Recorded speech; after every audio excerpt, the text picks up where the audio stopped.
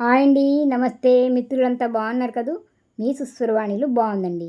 ఇప్పటి నుండి వేసవికాలం వెళ్ళే వరకు సాధ్యమైనంత వరకు మనం ఏ జ్యూసులు లిక్విడ్స్ తీసుకున్నా, ఏమి తింటున్నా శరీరానికి ఆరోగ్యాన్ని ఇచ్చేవి, ఎక్కువ చలవ చేసేవి తీసుకోవాలి కదా. తాగడానికైతే మజ్జిగలు, ఏవేవో జ్యూసులు ఉంటాయి. మరి తినే ఆహారాల్లో కూడా చలవ చేసేవి ఉండాలి కదా. మనం చేసుకోవాలే కానీ అటువంటివి కూడా బోలెడు ఉంటాయండి.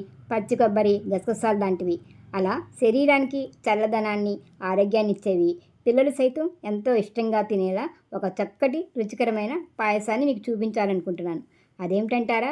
నీరు ఎక్కువగా, క్యాలరీస్ తక్కువగా ఉండే సొరకాయ లేదా ఆనపకాయ. ఏంటి బాబోయ్, మొన్నేమో కాలీఫ్లవర్ బజ్జీలు అన్నావు, ఇప్పుడేమో సొరకాయ పాయసం అంటున్నావు అనుకుంటున్నారా? మనం ఏది తిన్నా, ఎలా తిన్నా రుచి, శుచి మన శరీరానికి ప్రయోజనం ముఖ్యం కదా. ఎటువంటి అనుమానాలు ఏవీ లేకుండా హ్యాపీగా తినగలిగే ఈ సొరకాయ పాయసం. నేను ఇదివరకే ఆనపకాయ ప్రయోజనాలు వీడియో చేశాను. సొరకాయలో ముఖ్యంగా బ్యాడ్ కొలెస్ట్రాల్ ఉండదండి. కాబట్టి అధిక బరువు తగ్గాలనుకునే వారికి సొరకాయ బెస్ట్ ఆప్షన్. కాన్స్టిపేషన్ ఇబ్బంది ఉండదు, యూరిన్ సాఫీగా ఫ్రీగా అవుతుంది. ఇది లైట్ ఫుడ్ కనుక త్వరగా జీర్ణమవుతుంది, డైజెషన్ సిస్టమ్ మెరుగవుతుంది.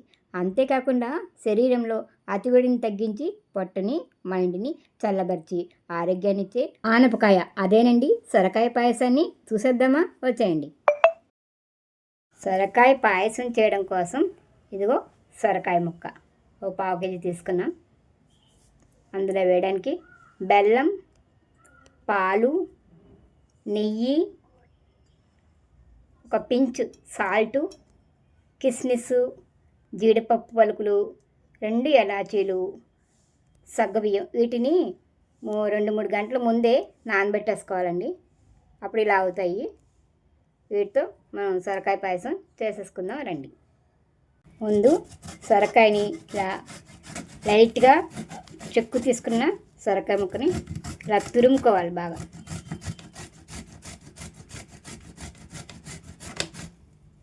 ముక్కనంతా ఇలా తురుముకోవాలి. తర్వాత ఏం చేయాలో చూద్దాం. పొయ్యి మీద బాండీ పెట్టుకుని అది కాస్త వేడెక్కిన తర్వాత స్పూను నెయ్యి వేసుకోవాలి.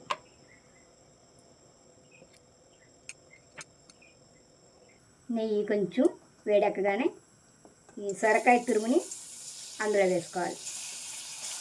నీళ్ళు చిమ్ముతాయి, అందులో ఉన్న నీళ్ళు జాగ్రత్త అండి.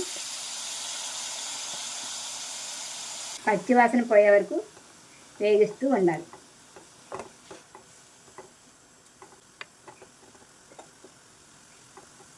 ఇలా మధ్య మధ్యలో ఇలా కలుపుకుంటూ ఉండాలి. 2 నిమిషాలకి ఎలా అవుతుంది. నీరంతా ఎగిరిపోతుంది కదా, చూసారా? ఇలా మొత్తం నీరంతా ఎగిరిపోయిన తర్వాత దించేసుకోవాలి. ఇప్పుడు పొయ్యి మీద ఒక గిన్నె పెట్టుకుని దానిలో 2 గ్లాసులు వాటర్ వేసుకోవాలి. మనం కూర కొంచెమే కదా తీసుకున్నాం, అందులో కొంచెం చిన్న గ్లాసుతో నీళ్ళు వేసుకోండి. ఈ నీళ్లు మరుగుతున్నప్పుడు మనం నానబెట్టుకున్నాం కదా సగ్గుబియ్యం, ఆ సగ్గుబియ్యం వేసుకుని ఉడకబెట్టుకోవాలి.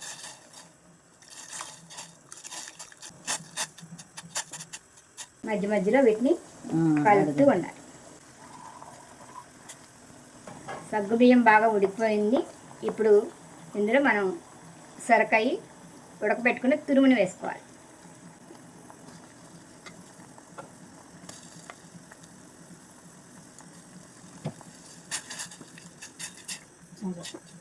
వేసి ఇది సగ్గుబియ్యంలో కలిసి ఉడికేలాగా నెమ్మదిగా కలుపుకోవాలి. మధ్య మధ్యలో సగ్గుబియ్యం ఉడికినాయలేవో చూసుకోవాలి. ఇందులో ఇప్పుడు ఒక పించు సాల్ట్ వేసుకోవాలి. ఇందులో ఇప్పుడు తగినంత బెల్లాన్ని వేసుకోవాలి. మీకు నచ్చితే షుగర్ వేసుకోవచ్చు, నాకు బెల్లం ఇష్టం కాబట్టి బెల్లం వేసుకుంటాం. బాండీలో 1 స్పూన్నర నెయ్యి వేసుకోండి. అది కాస్త వేడెక్కిన తర్వాత జీడిపప్పు వేసుకుని దోరగా వేయించుకోవాలి. కిస్మిస్ కూడా వేయించుకోవాలి. ఇలాచి పొడిని వేసుకోవాలి. ఇది సువాసనకే కాదు, త్వరగా డైజెస్ట్ అవ్వడానికి కూడా పనికొస్తుంది. ఉడికిపోతుంది కదా, పాలు పోసుకోవాలి.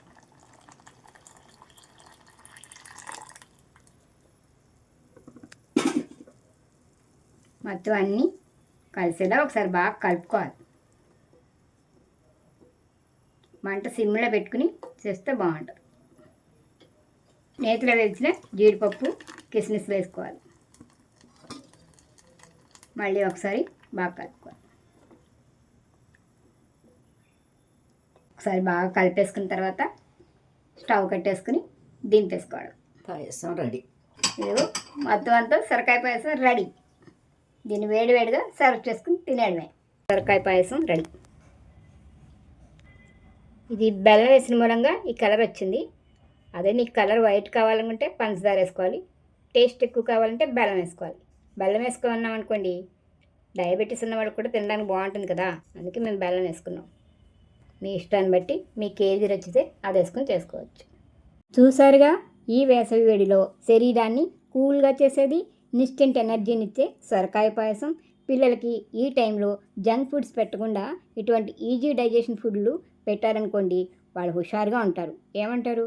ఒకసారి ట్రై చేసి చూడండి. వీడియో నచ్చితే లైక్ ఇవ్వండి. మీరిచ్చే లైక్ వల్ల వీడియో మరికొందరి దగ్గరికి వెళ్తుంది. మన ఛానల్ని సబ్స్క్రైబ్ చేసి పక్కనే ఉన్న బెల్ సింబల్ని టిక్ మనిపించండి. ఈ కమ్మని పాయసాన్ని మీ ఫ్రెండ్స్ అండ్ ఫ్యామిలీ మెంబర్స్కి షేర్ చేసి సుస్వరవాణిలు అనే చిన్న మాటని స్ప్రెడ్ చేసి నన్ను ప్రోత్సహిస్తారు కదా. మరొక వీడియోతో మళ్ళీ కలుసుకుందాం. అంతవరకు సెలవు మరి. నమస్తే.